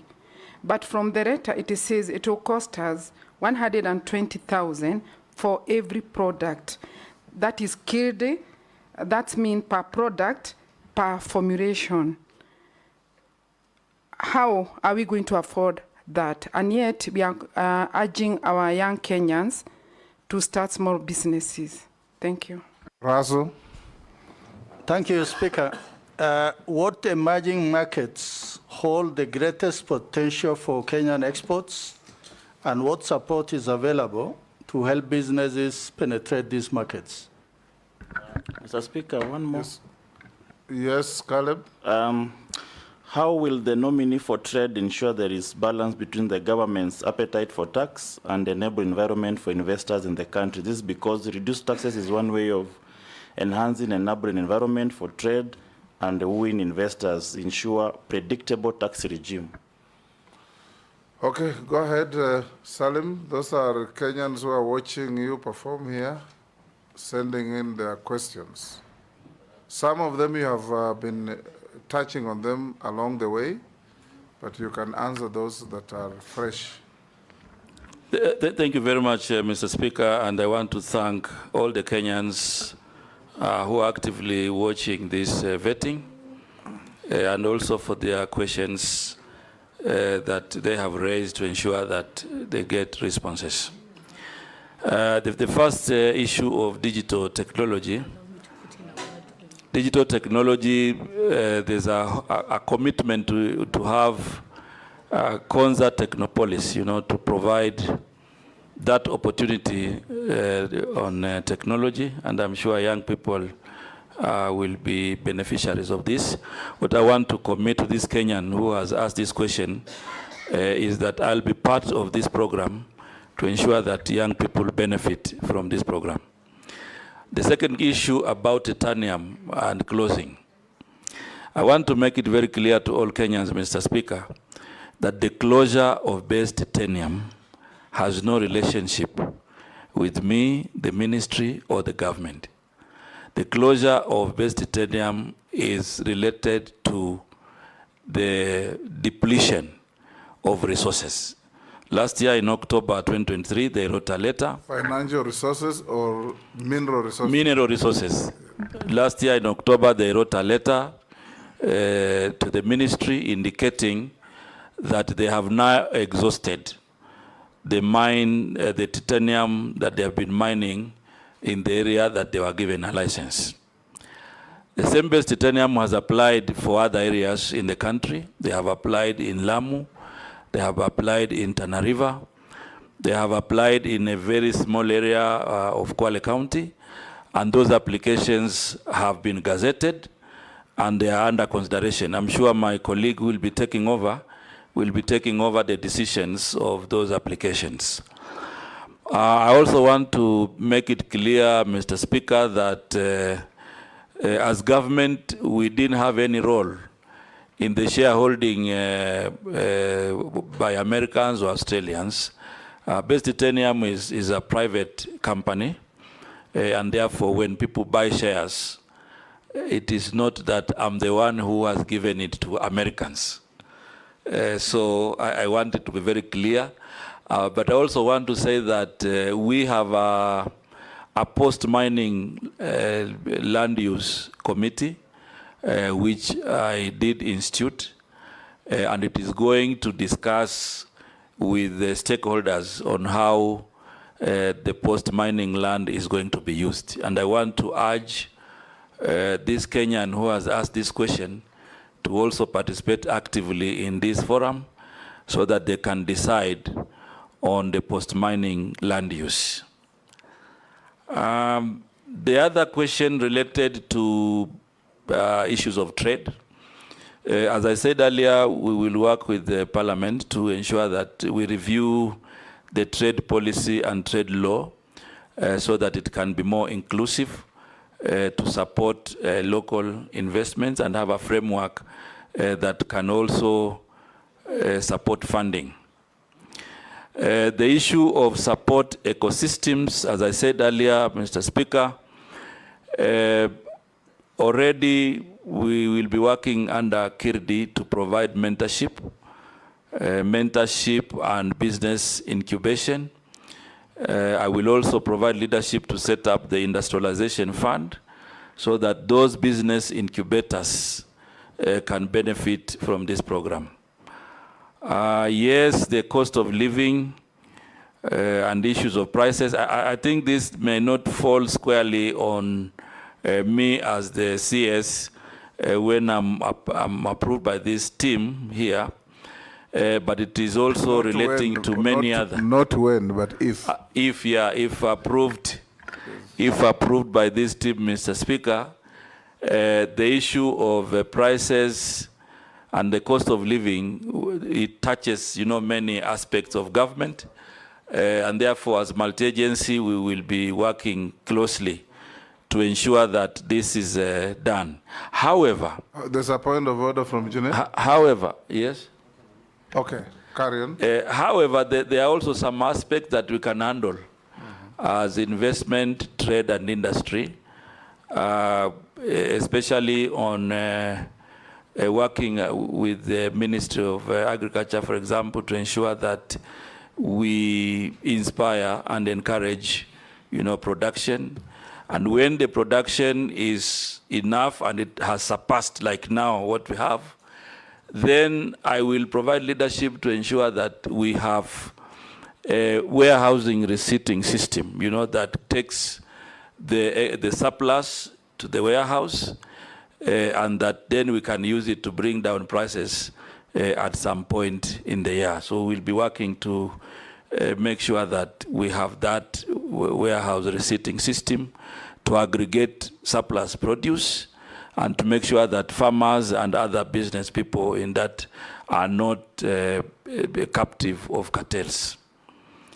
The other issue about SMEs and access to finance and markets, part of the reform that I will propose upon approval is a situation where the big manufacturers work with the small, medium enterprises.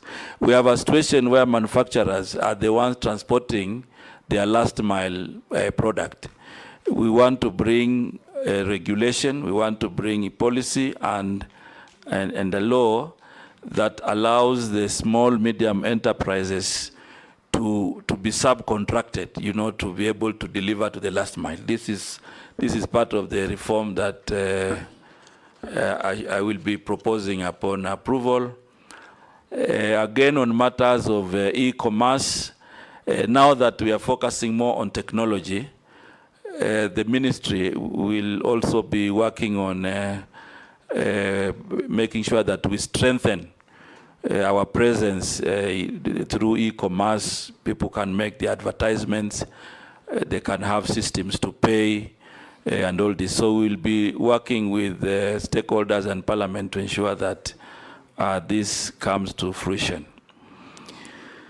The issue of local products in the local market, I think I also agree that as Kenyans, we are very proud when we buy Kenya and build Kenya. So in this front, I'll be activating the Ken Invest and the Kenya branding agency to ensure that we promote the local products. Most of our products are not properly advertised. And part of the reform is to ensure that Ken Invest and the Kenya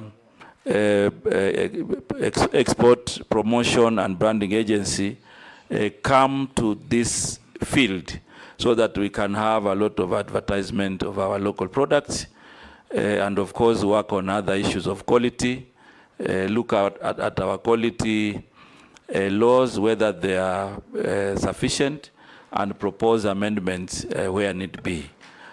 The other question by Mheshimiwa Mukami, which is very specific, it has a very specific cost. Mr. Speaker, I would wish that I give commitment to work with the Mheshimiwa and many others to look at this issue of training at 120,000 per value chain. I'm sure many small business people will not afford this. And this is a commitment that we'll be discussing on how this can be reviewed and how we can strategically position Kirdi to support more Kenyans in the value chains that are being suggested. Mheshimiwa Raso talked about how Kenya is positioning herself on emerging markets. Mr. Chairman, we already have efforts that I wish to continue upon approval by this House.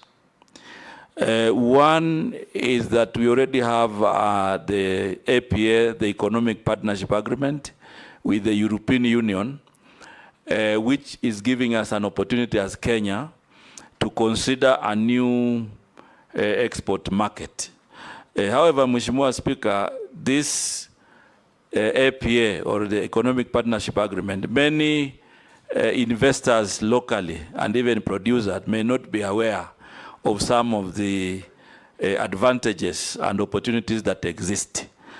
I want to undertake to ensure that we do a robust dissemination so that people can understand what is duty-free, quota-free, right? Yes, but you know, there are products that have been mentioned there. Like when I read it last, immediately after signing, I realized that there were a lot of things to do with fisheries. So we took it upon the ministry to engage the EU on how we can have specific actions and specific implementation framework on matters related to fisheries and blue economy. And that discussion has gone on. There are many others, you know, that affect different ministries, different agencies, and these are 900-page document, Mr. Speaker, so it requires dissemination positively, especially for those that... You will be the focal point if approved. I've already committed to do that. It will be your duty then to tease out everything and disseminate to action areas. Exactly, I've already committed that, Mr. Speaker. Yes. Secondly, Kenya is also opening new fronts, especially now. I know we have COMESA, we also have SADC, and we have the East Africa Community. East Africa Community is giving us a new market of around 300 million. But that combined, we are also, will also provide leadership in the tripartite free trade agreement discussion so that we can open a new market of 600 million people in North Africa, East Africa, and South Africa. That will also become an advantage. But I think as Africa, we can open more the 1.2 billion population through the AFCFTA, the Africa Free Continental Trade Area, that is going to be useful to open emerging markets. So I think what I want to confirm, Mr. Speaker, is that I'm cognizant that there are new markets, and I'm also committed to continue the conversation to make sure that Kenya takes advantage of these markets for our products, but also for movement of goods and people. Thank you. The last question from Mheshimiwa Caleb was basically asking me how we will be able to balance between appetite for taxation and incentives for production and investment. And I think that is the dichotomy that we will all be working on to ensure that we don't overtax, we don't introduce levies that Kenyans will not be able to pay, but also give incentives that will inspire investment. I want to give an undertaking, Mr. Speaker, that I will be committing to ensure that when we are doing this discussion, of course, it does not just rest with my ministry, but even other ministries, we will be alive to the fact that we cannot overtax Kenyans. And we will continue that trajectory in a manner that we have fair, but also inspiration in our investments. Thank you, Mr. Speaker. Honorable MVURYA, I will be requesting at the end of my explanation that you give us an undertaking that you will do certain things. You have said something very profound. You have said that you got money for geophysical survey, but did not get the corresponding fund for truth, what do you call it? Ground truthing. So it beats logic to get one and not get the other. So the challenge here, when I've heard you speak, is that we have a problem with sequencing government projects and programs. For example, Rivertex in Eldoret, investment was put into it, state-of-the-art factory. But unfortunately, you did not promote local growing of cotton first. Therefore, they are importing cotton, so it's not benefiting the locals.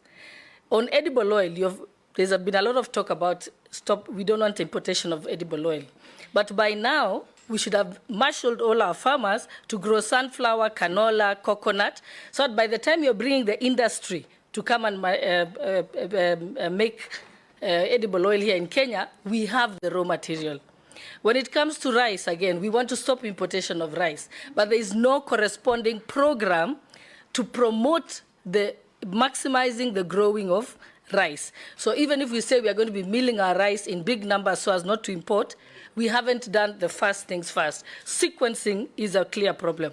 On the issue of clinker, we have put levy on clinker, but we did not ensure that we have sufficient clinker deposits in the country and that are already being mined, so that as we put the levy, we ensure that we have enough deposits in the country.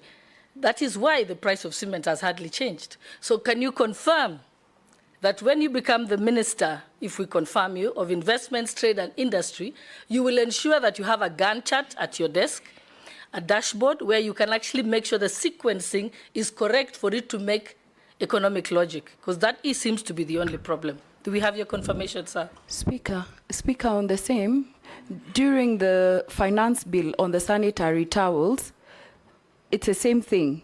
The raw materials are expensive for the manufacturers, local manufacturers, and that is why during the amendments, Honorable Leah now brought amendments to exempt the raw materials. So there has to be a sequence, not just putting taxes on the imports, and we're not dealing on the raw materials. He hasn't given assurance. He will give when he starts answering. Mr. Speaker, there is one issue I wanted to bring in conclusion to the attention of the nominee. Mr. Speaker, in the ministry is going to, in the 2 years that have passed, or 1.5 years, there was a program that was done in that ministry of importing edible oil of billions of shillings through KNTC. And that edible oil ended up staying in the stores of KNTC close to a year, I think, until it expired, or it is still there, or it was sold. I can't ascertain. And recently, the managing director of KNTC was taken to court, I think last week or the other week. And the government looks like the government lost colossal amount of money, billions of shillings. And that program was meant to lower the cost of living. At that time, the cost of edible oil was very high, so it was thought that if it is imported, it can reduce. But it ended up coming here more expensive than the locally manufactured one. So how do that ghost is waiting for you in that ministry if you are approved by this committee? Are you willing to go into that ministry with that kind of ghost, or what do you think? I'm sure you have done your survey, or how will you handle that matter? Because it's going to wait for you there. And maybe as a supplementary to that one, a quick one, do we still need KNTC as a trader of commodities in the current world free market? Minnie, can you start with the undertaking, then cascade down? Thank you very much, Mr. Speaker. You see the question that Honorable Gladys raised is not a yes and no. I have to say something to affirm. Of course, I will be affirming. We are running out of time, so be very... Yeah, but this is pertinent, Mr. Speaker. If I don't get it right here, I'll be misquoted. Okay. First thing is that the geo-survey and the ground truthing were funded. Geo-survey, then we realized we needed ground truthing. We requested for, not simultaneous, separately. When I went in, I then made the proposal to do ground truthing. It was funded. Some money was removed during supplementary, but as I said earlier, some work has gone on in 24 counties. Secondly, on the issue of river takes and all these others, I want to give an undertaking. Using my project management skills, the sequence will change. I know the sequence also involves other government agencies.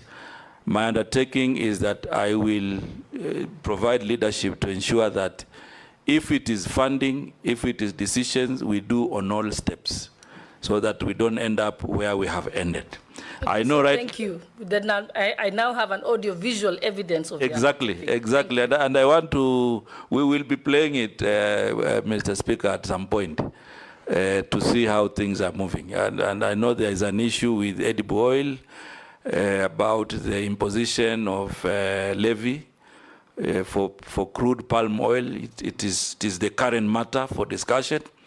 And as you rightly put it, Madam Mheshimiwa, the levy was not in bad faith. However, it is the sequencing, because the levy was meant to promote the local manufacturers to, at this time, to have worked with farmers, the sunflower farmers and other farmers, to have edible oil value added here in the country. So sequencing, again, has brought a challenge. On that particular matter, I'll be working with the National Treasury, the manufacturers, so that we can see an amicable resolution to that matter, which is very live in public. I'm sure Mheshimiwa Naisula was adding the sequence issue, so I really don't need to respond to. Mr. Speaker, I want to assure this House, even though there are challenges that have happened with the KNTC, upon approval, I will report to the ministry. I have no fears, Mheshimiwa Junet. I will go to the ministry. I'm aware that there are legal proceedings going on with the issues that have been raised. We will allow the legal process to continue. But the action for me upon approval is to now rethink KNTC and see how we can do basic reforms to make it more effective or make other decisions. So, Mheshimiwa Ichung'wah, that is something that I'm also thinking about, seeing the kind of reforms. It is not responding to whether we need it, but when we do an analysis and the reforms, then we will come up with a good decision. Is it under among the 47 that you passed in cabinet to get rid of? I'm not, I haven't looked at the list, Mr. Speaker, but what I'm saying is whichever way we look at basic reforms to make it more efficient. But my question was CS, because we are here to ascertain your capacity and ability to take over that ministry. In your opinion, under the current liberalized market, KNTC is the old thinking where you needed government to trade in commodities to regulate pricing. Do we honestly need KNTC, in your own opinion? In my own opinion, Mr. Speaker,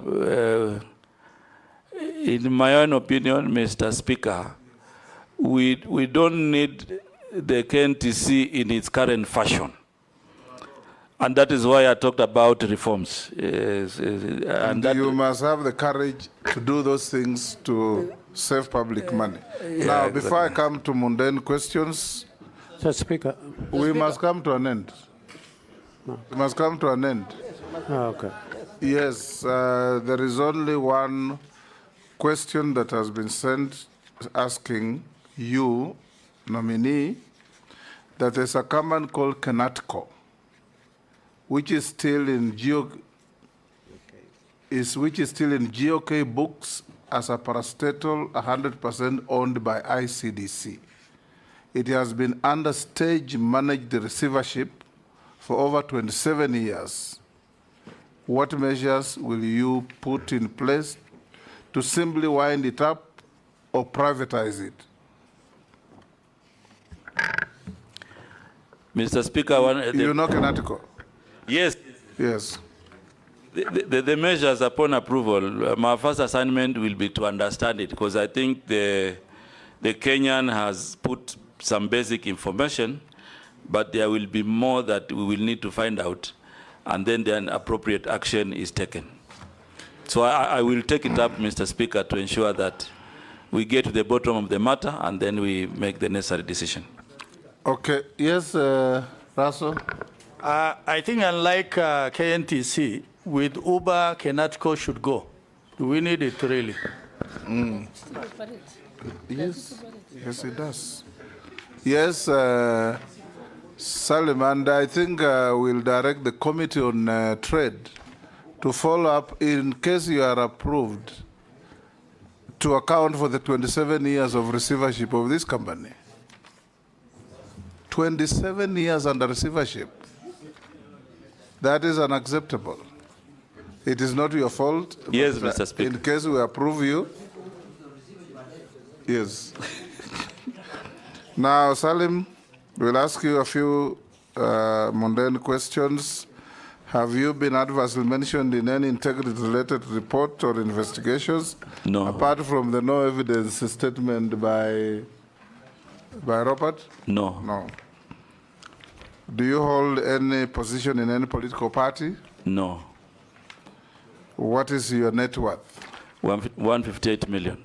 158 million. Yeah. Made up. I've given a breakdown. Yes. Which page?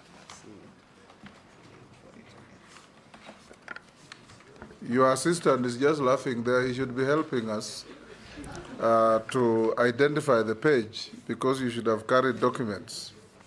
Is that your assistant? Yes. I can't see, because you know now I'm facing you, Mr. Speaker. There's a gentleman who walked in with you.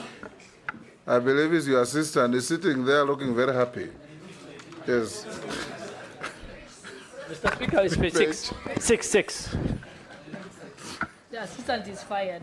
The MPs have found the page.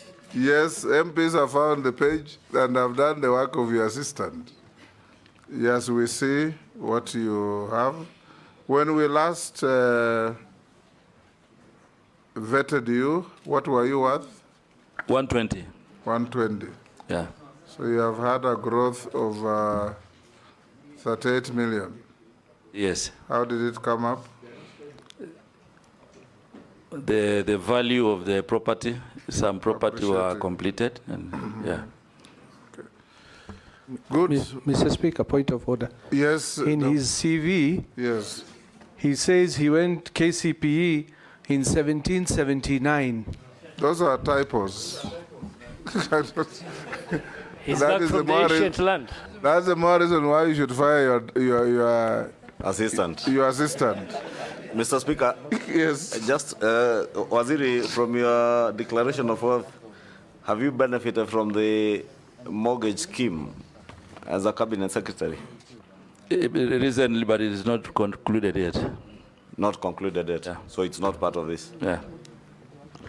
Okay, nominee, we are coming to an end. Make sure you take your documents with you. We have checked with what we have and we have found them correct. We have also found the issues that were sent through memoranda against or for you, 21 of them, you satisfactorily responded. So unless you are lawfully held, you are discharged to go to your other duties. Thank you very much, Mr. Speaker, for this opportunity and members of this committee. This discussion has been very good. It's a good opportunity to engage. And my final appeal is that this committee finds me suitable to serve in the Ministry of Investment, Trade and Industry. Thank you, Mr. Speaker. Good afternoon. It has been perfect on time. Sergeant, you may escort the nominee.